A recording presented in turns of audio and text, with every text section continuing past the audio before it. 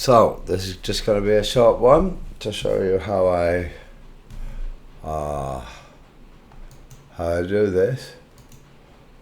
I go here in the memory, and I have here the Gemini news app.txt, which I believe is here.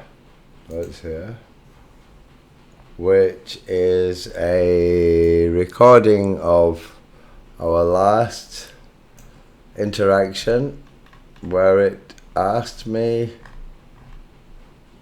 to add a new command to the CLI.py file called init.db, which will create a database and tables. So it's going to fix what was not fixed. So here we go. I'm going to allow it once. And this is part 2 of making the news analyst app. But what I'm going to do is use this new news app memory to remind it, because I'm going to kill this process and it's going to forget as soon as I kill it. And so the first thing I do when I reopen it is tell it to read this, and this text, and tell it that this text is the last one, so that these are the order of our operations saved, and that it should remember what we were doing and continue off from where we left off there. Except I'm going to have to save this what I'm doing now, because this is after. So oops. Okay. Inspecting the configuration.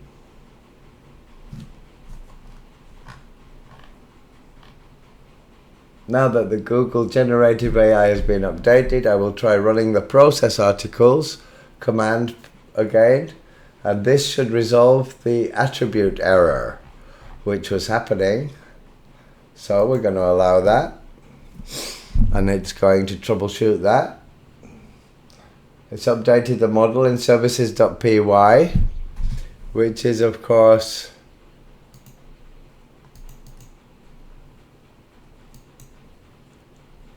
I believe here, yeah, services.py, yeah, and now it's updated that. It wants to run the process articles command again. Should resolve the not found error. Let's see if it does.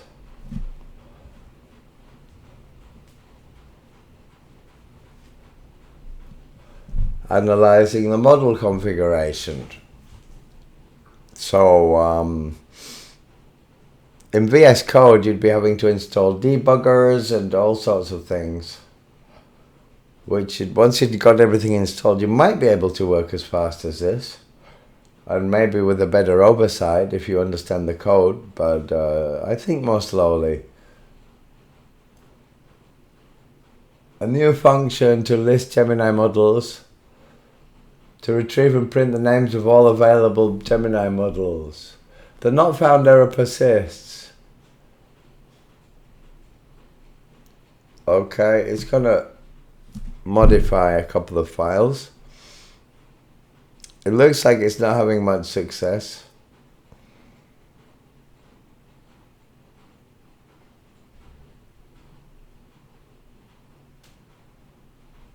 Go on.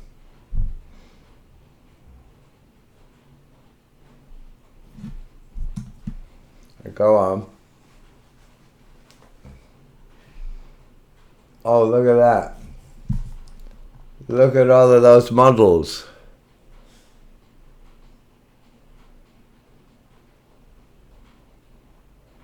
Oh my God.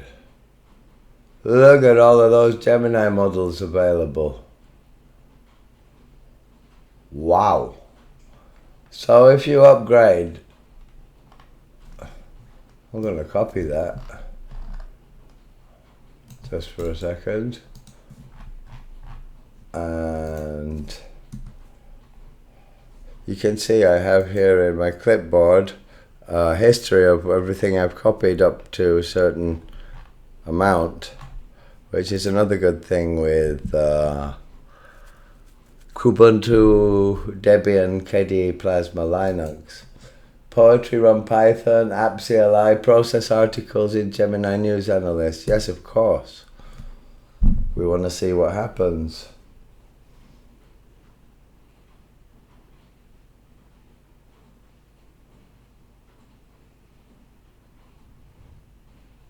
Resource exhausted error indicates that the Gemini API quota has been exceeded. So that's where I'm going to have to stop until my quota is back tomorrow. And I'm going to kill the process now after saving it. First of all, by saving that list here.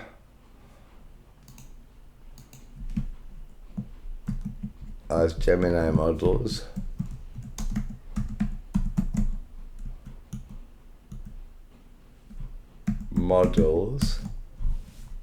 In documents, just anywhere. Save that. And I'm now going to save all of this. Wow.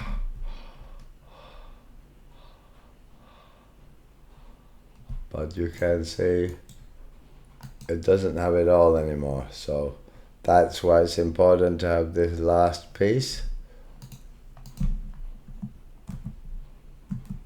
And I'm going to save that as news at memory for text. So I can now close that. Save it. And I can kill this, which will be by doing slash and quit after doing a no. I'll just do slash quit.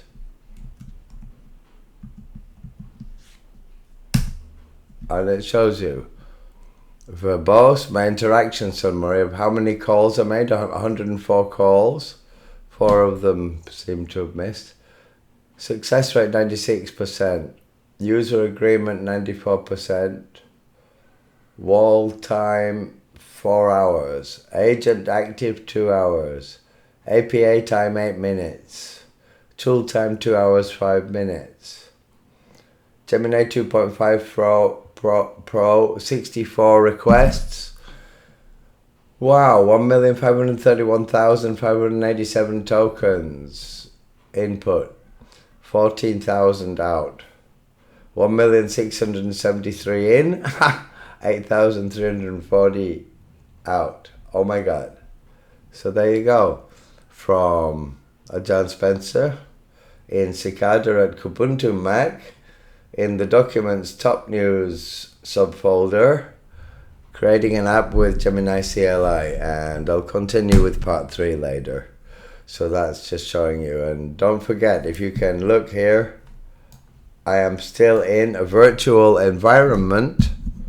So you can see all of the dependencies were installed in a virtual environment. And you can install Gemini globally, but don't open it in your home folder unless you know what you're doing. Open it in another folder. And at best, first of all, activate a virtual environment like this. Which, how would you do that? You would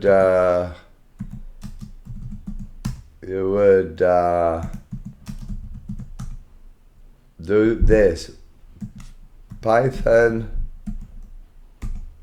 3 venv, and the name of your virtual environment is my env, maybe, yeah, and then you press enter. And then you If it doesn't work, it'll tell you you don't have Python 3, or if you have Python 3, it'll tell you you don't have Python venv installed, and it'll tell you how to do it. You just copy and paste it and press enter, and then you do that again. And that's how I created Gemini venv, by writing Python 3 slash dash m hyphen m space venv space, and then the name of my virtual environment. Then it makes you a folder in that name with another folder called bin, and inside that a file called activate. And to activate it, you just write source and then the name of your folder, which would be, let's say, myenv, and then bin activate. Yeah, and then press enter, and then you would see it. Instead of here Gemini venv, you would see myenv, and you would be in the virtual environment. After which you could then open Gemini and tell it to make an app for you and let it download the dependencies without damaging your main system. And there you go. So that's John Spencer for no project at all except my dev project, just about getting ready to have to kill this as well. I have to kill this as well. Let's just kill this. I'm still trying to find out how to select all of this and delete it. That's how bad I am and how much of a beginner I am, yeah? So let's quit this as well. Whoops. Quit. Oh, it isn't. No, I did the wrong thing. Quit. That's it. Okay. Exit. And so, from me, signing off. No, I'm not going to exit. I'm going to stop the... I'm going to exit that. And that's what my desktop looks like. Take those down. And that down. And that down. And that down. And that down. I've got a lot of apps open, huh? And that down.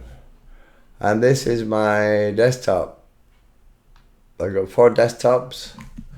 And this is an old 2012 Mac Mini, which we can see about the system.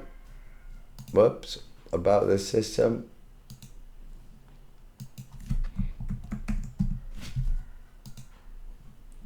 You will see. It is Kubuntu 24.04, KDE Plasma 5.27, 6.4 is already out. I haven't updated it yet. It's got an Intel Core i7 2012 CPU. It's an 8 CPU with 8 threads as well. But it only goes to 2.3 gigahertz, but it really does well at running LLMs. It's got 16 gigabytes of RAM, just some Intel HD inbuilt graphics. As you can see, it's an Apple, and it's a Mac Mini 6.2. Yeah, and there you go. That's how you prove you're on a Mac Mini. And this is what my 2012 Mac Mini looks like. And as you can see, I can run AI like heck. I can even run local AI, such as Olama, which I'm not going to do now, but I'll show you. I have some that are up to 8 billion parameters, and they run quite well. They run quite fast. I'll show you another day. So, there you go. John Spencer for today for my dev project. Signing off using simple screen recorder to record with. and Blue Yeti Pro microphone.